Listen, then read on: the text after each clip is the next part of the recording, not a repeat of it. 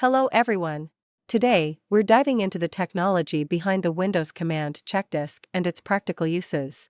It's crucial for anyone wanting to maintain a smooth-running PC.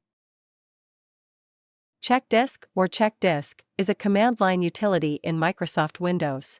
It checks and fixes logical file system errors, keeping your hard drives healthy and your data secure.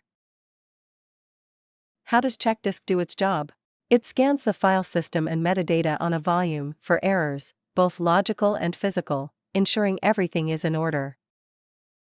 One key function is the file system integrity check. CHKDSK looks for issues like orphaned files and directory errors, maintaining the structural integrity of your file system. Another important feature is bad sector scanning. CHKDSK finds damaged areas of the disk that can't hold data reliably, marking them to avoid future use. When equipped with the right parameters, CHKDSK doesn't just find errors, it fixes them.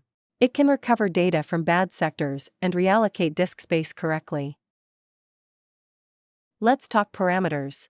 Running CHKDSK C checks the C drive for errors, providing a basic overview of any issues.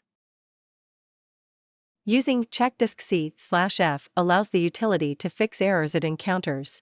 This parameter is crucial for correcting system issues efficiently.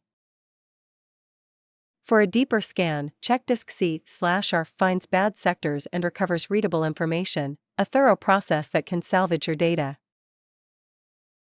And if you need to fix errors on the system drive, CHKDSK C/X forces the volume to dismount before scanning, making it possible to perform necessary repairs.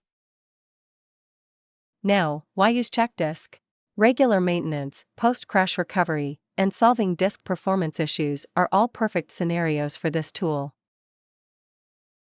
In conclusion, understanding and using CHKDSK can prevent data loss, enhance system performance, and ensure your PC's reliability.